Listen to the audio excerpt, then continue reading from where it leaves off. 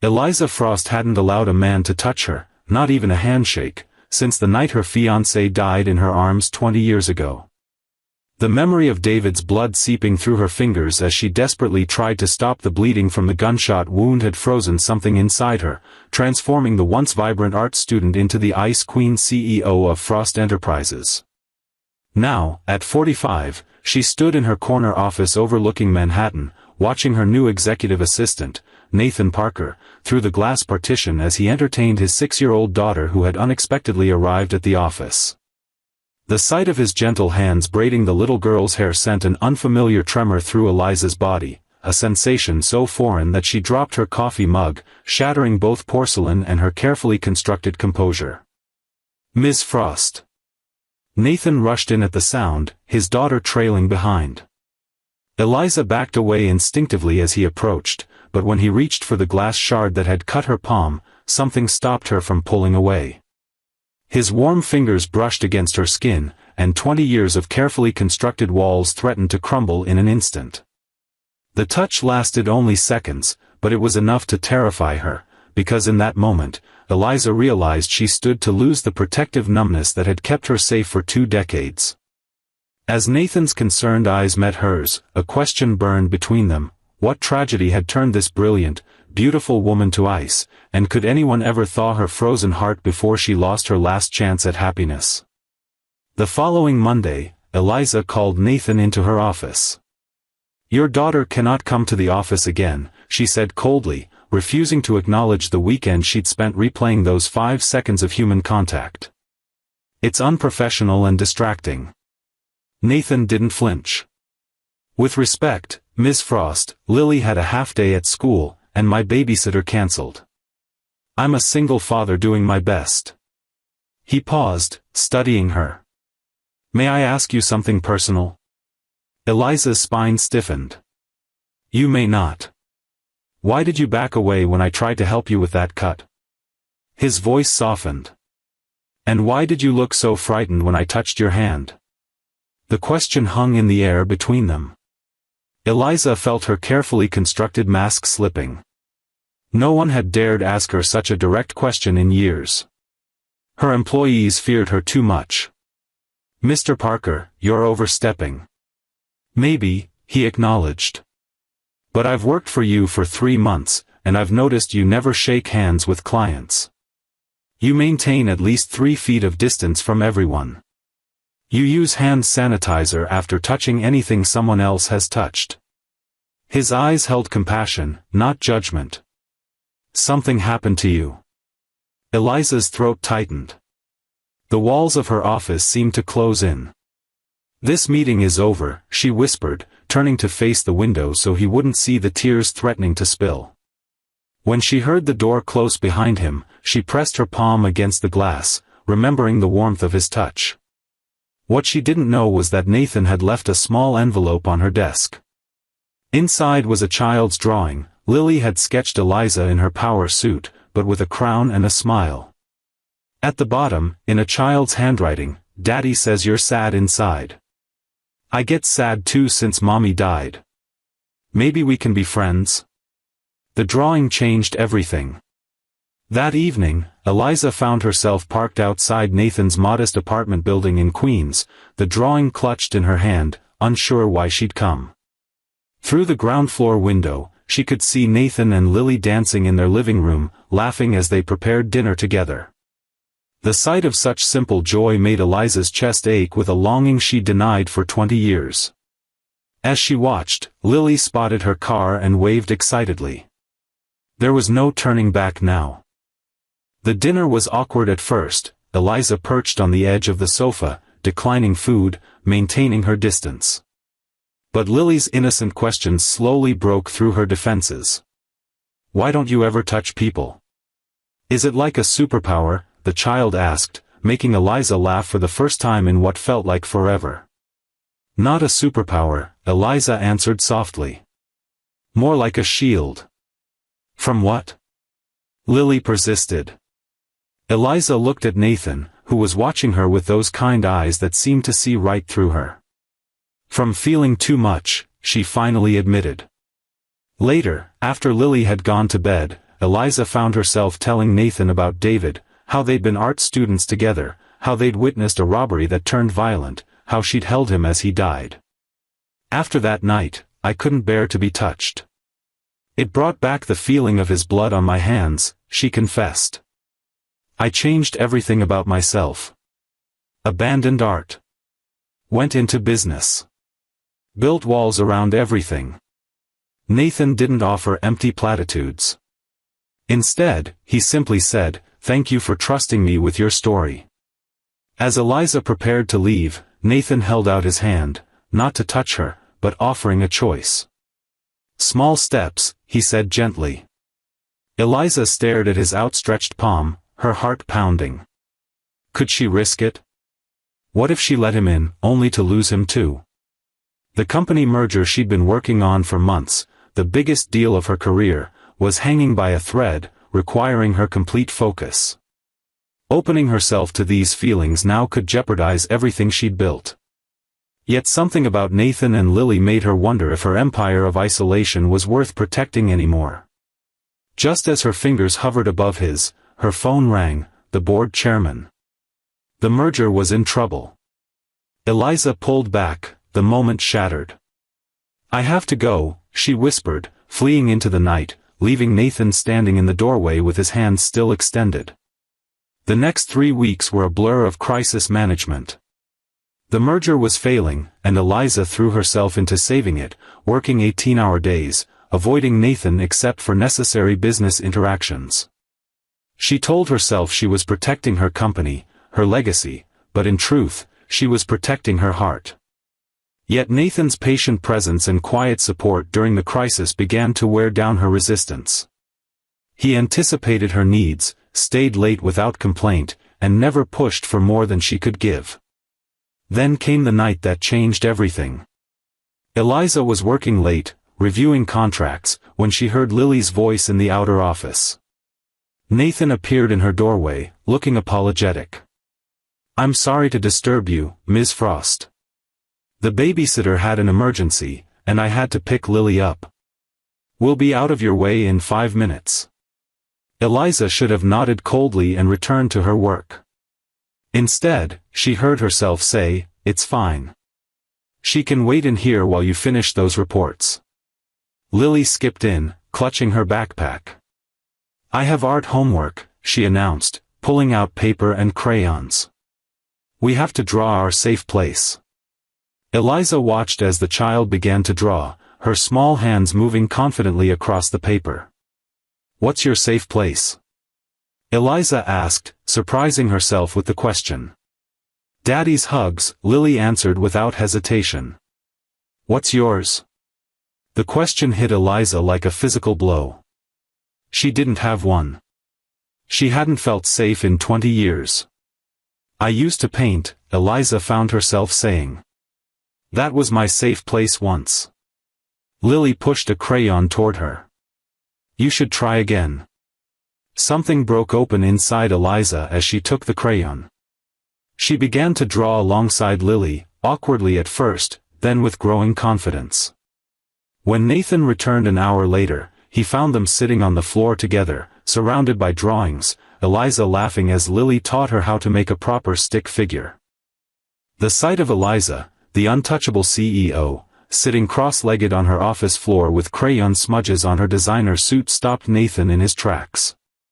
Their eyes met over Lily's head, and something electric passed between them. For the first time in 20 years, Eliza didn't look away from the connection.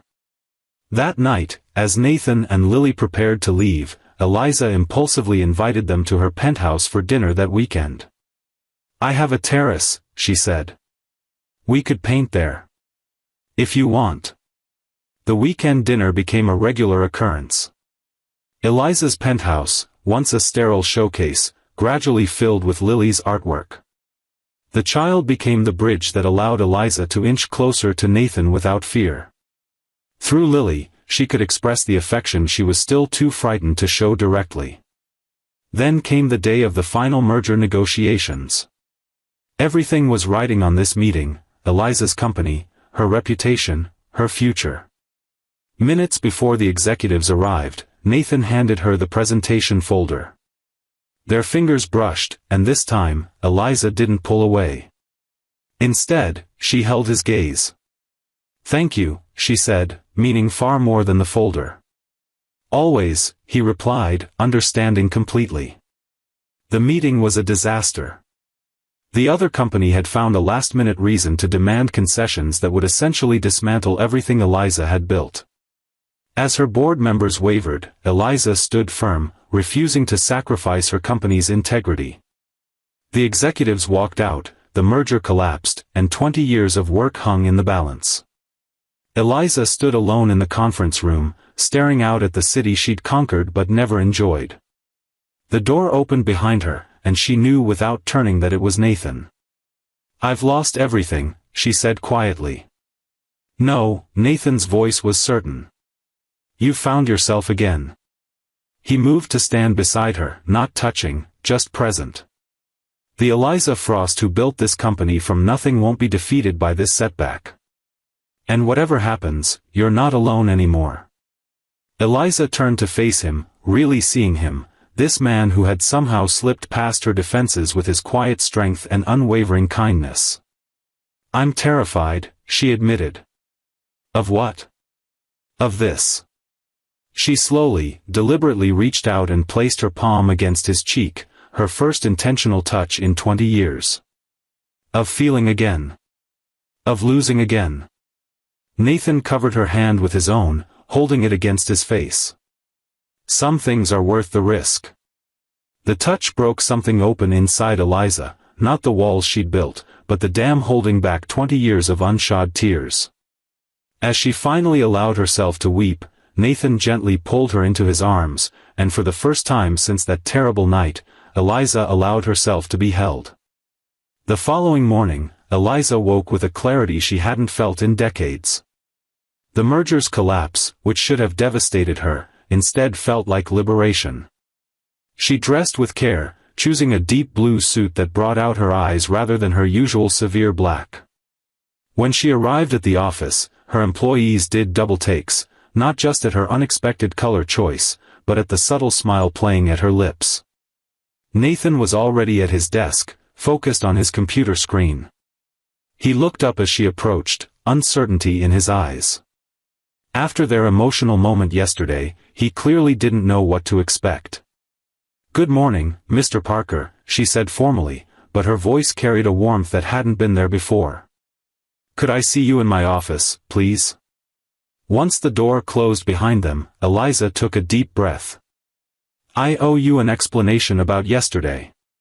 "You don't owe me anything," Nathan said gently. "I do." Eliza moved to the window, gathering her thoughts. "For 20 years, I've been living half a life. After David died, I convinced myself that the only way to survive was to never feel that kind of pain again.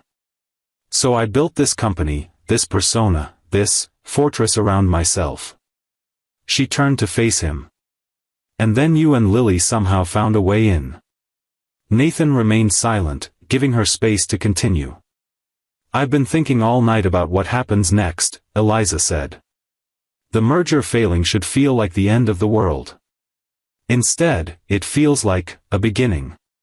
She smiled, a real smile that transformed her face. "I've decided to take the company in a new direction." "What kind of direction?" Nathan asked, intrigued. "Frost Enterprises has always been about innovation and technology. But what if we could use that to help people heal?" Eliza's eyes lit up with passion. "I want to create a foundation that funds art therapy programs for trauma survivors.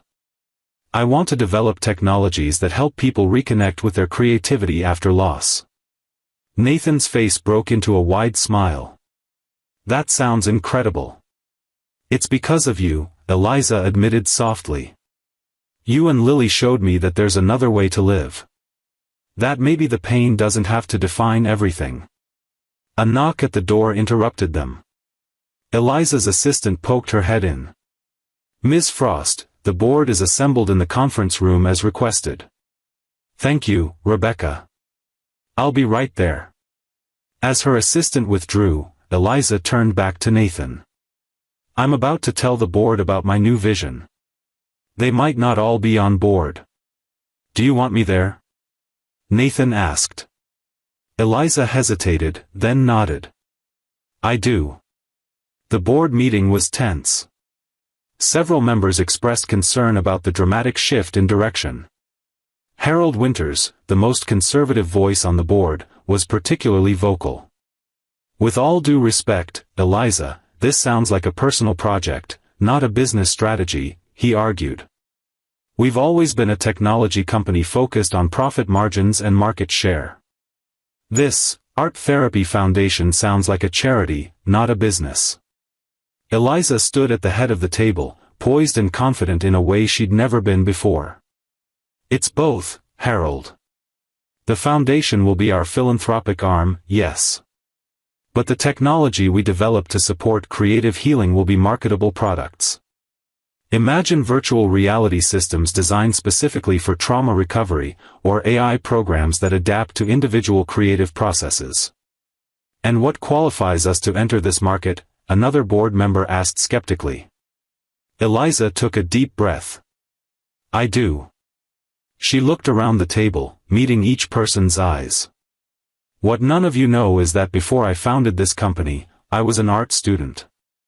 I understand firsthand how creativity can heal, and how trauma can shut it down. For the first time in her professional life, Eliza shared her personal story with her colleagues. She told them about David, about the night that changed everything, about how she'd channeled her grief into building Frost Enterprises. As she spoke, she noticed Nathan standing quietly in the corner, his presence giving her strength.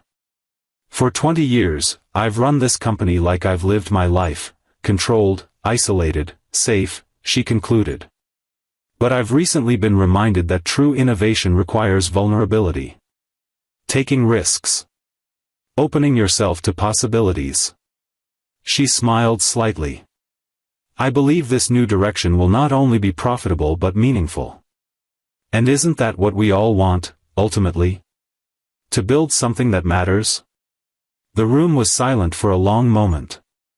Then Harold Winters, to everyone's surprise, slowly nodded. I've worked with you for 15 years, Eliza. In all that time, I've never seen you speak with such conviction. He looked around at the other board members. I say we give her vision a chance. One by one, the board members voiced their support. As the meeting concluded, Eliza felt a weight lifting from her shoulders. She'd taken the first step toward integrating the woman she once was with the woman she'd become. That evening, Eliza invited Nathan and Lily to celebrate with her. As they sat on her terrace, watching the sunset paint the sky in brilliant colors, Lily tugged at Eliza's sleeve. Does this mean you're not sad anymore? The child asked innocently. Eliza exchanged a glance with Nathan before answering. I think it means I'm learning that it's okay to be sad sometimes, as long as you also leave room for joy. Lily nodded sagely. That's what Daddy says about Mommy. That it's okay to miss her and be happy too. Nathan reached over and squeezed his daughter's hand. That's right, sweetheart. What was your mommy like? Eliza asked gently, realizing she knew very little about Nathan's past. She was a kindergarten teacher, Nathan said, his eyes soft with memory. She loved children, loved art, loved life. When she was diagnosed with cancer, she faced it with incredible courage. He looked at Lily. She made me promise to keep finding joy, no matter what. That must have been difficult, Eliza said softly. The hardest promise I've ever had to keep, Nathan admitted. But having Lily helps. And lately. He met Eliza's eyes. I've had other reasons to remember that promise. Over the next few months, Frost Enterprises underwent a transformation. The new foundation, which Eliza named Renaissance, launched with tremendous media attention. Eliza herself became the face of the initiative, sharing her story publicly for the first time. Her vulnerability resonated with people, and applications flooded in from trauma survivors seeking to participate in the programs. Eliza's relationship with Nathan and Lily deepened as well. Weekends at her penthouse became a regular occurrence. She taught Lily to paint with proper brushes and canvases, while Nathan cooked elaborate meals in her rarely used kitchen. Slowly, cautiously, Eliza allowed herself to experience the warmth of their presence, the comfort of their laughter filling her once silent home. One rainy Sunday afternoon, as Lily napped on the couch after an intense painting session, Nathan and Eliza stood side by side at the window, watching the storm roll over the city. "I never thanked you properly," Eliza said quietly. "For what?" Nathan asked. "For seeing me. The real me, underneath all the armor." She turned to face him. "No one has really seen me since David died." Nathan's eyes were gentle. "I think you stopped letting them." "Yes," she admitted. "I did." She hesitated, then added, "I'm still afraid, you know. Of letting people too close. Of losing someone again." "I understand fear," Nathan said. "After Sarah died, I was terrified of raising Lily alone. Of making mistakes. Of not being enough for her." He smiled slightly. "But I've learned that fear doesn't have to stop you. It just means something matters enough to be scary." Eliza found herself moving closer to him, drawn by the quiet strength in his words. "When did you get so wise, Mr. Parker?" "Probably around the time I had to explain to a 4-year-old why her mother wasn't coming home," he said softly. "Children have a way of cutting through the nonsense. Lily taught me that grief and joy can coexist. That loving someone who's gone doesn't mean you can't open your heart again." Something shifted between them in that moment, a recognition of shared understanding, of parallel journeys. Without overthinking, Eliza reached for his hand, intertwining their fingers. The simple touch sent warmth cascading through her body. "Is this okay?" Nathan asked, his voice barely above a whisper.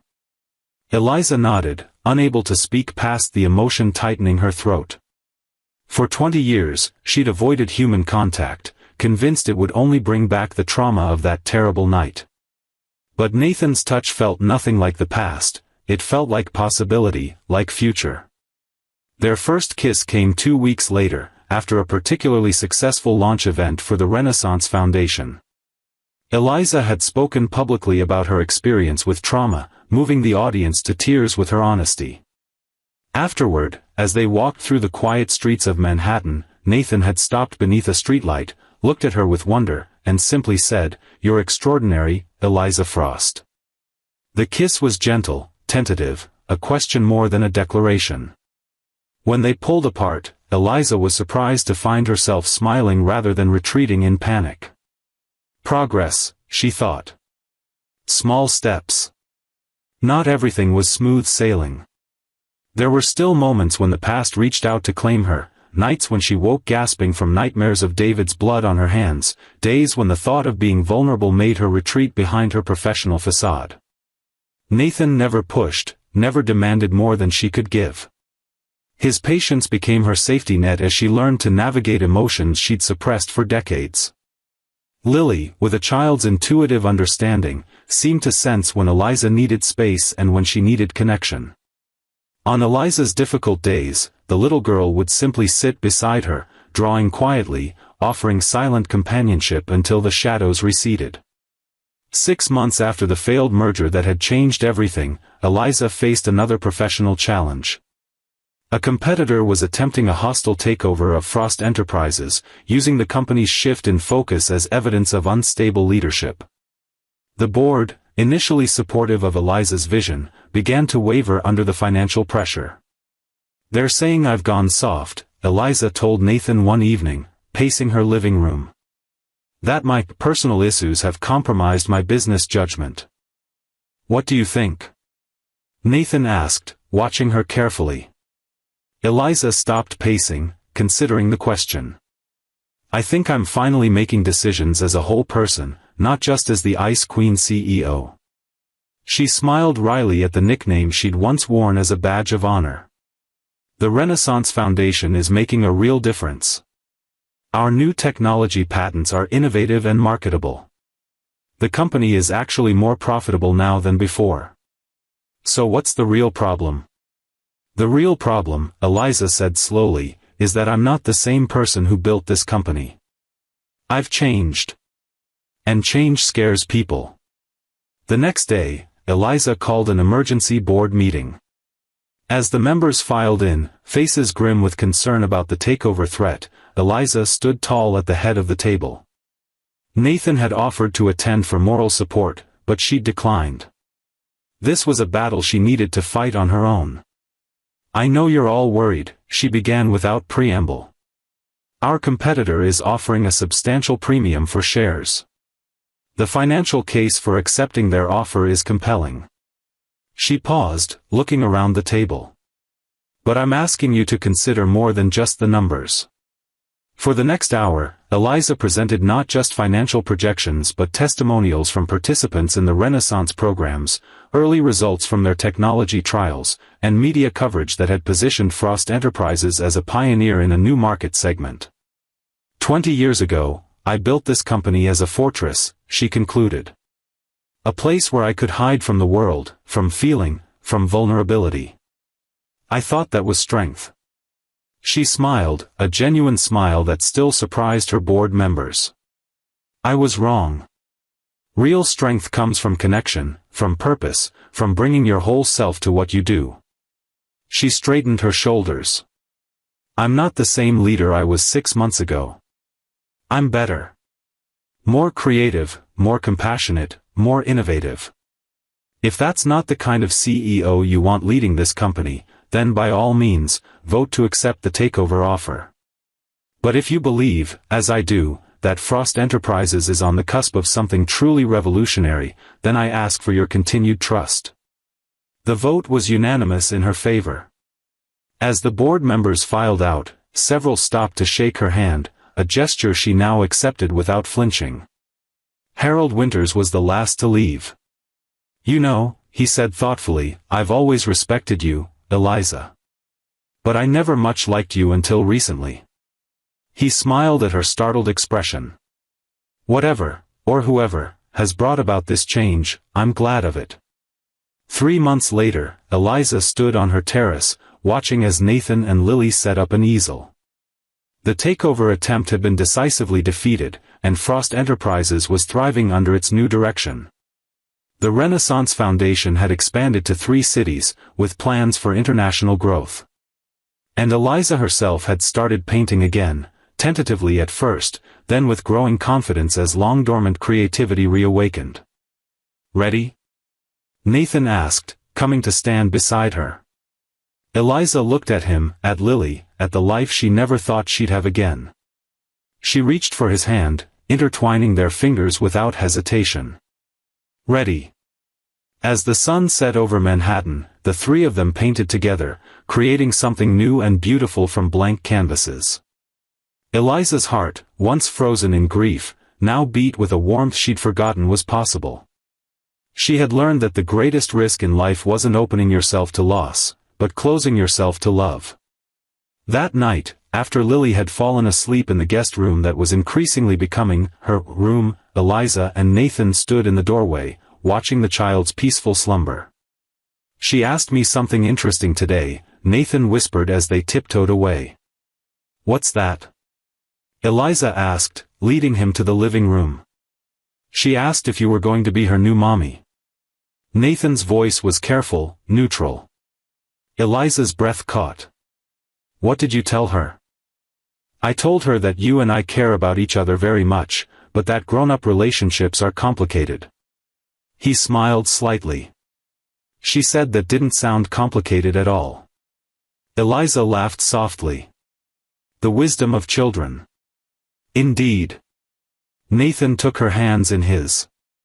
But it did make me think about what I want, what I hope for. His eyes were serious now. I know we've only known each other for less than a year. I know you're still healing, still finding your way back to yourself. I don't want to rush you or pressure you. But? Eliza prompted, her heart racing. But I love you, Eliza Frost. You, with all your strength and vulnerability, your brilliance, and your scars. I love watching you with Lily, seeing how you're helping each other heal. I love the woman you were, the woman you are, and the woman you're becoming. Tears filled Eliza's eyes, not tears of grief this time, but of overwhelming joy. I love you too, she whispered, the words feeling both foreign and perfectly right on her lips. I didn't think I'd ever say that to anyone again. We can take it as slowly as you need, Nathan assured her. There's no rush, no pressure. Eliza shook her head, smiling through her tears. I've spent 20 years moving slowly, keeping people at a distance. I don't want to waste any more time. As they sealed their declaration with a kiss, Eliza felt the last fragments of ice around her heart melt away completely. The pain of the past would always be part of her story, but it no longer defined her future. That future, bright with possibility, rich with connection, stretched before her now, a canvas waiting to be filled with color and light. If this story of healing and second chances touched your heart, remember that it's never too late to thaw a frozen heart. Sometimes the most unexpected people help us find our way back to ourselves. Share this message with someone who might need to hear it today, and follow for more stories that remind us of the courage it takes to love again after loss.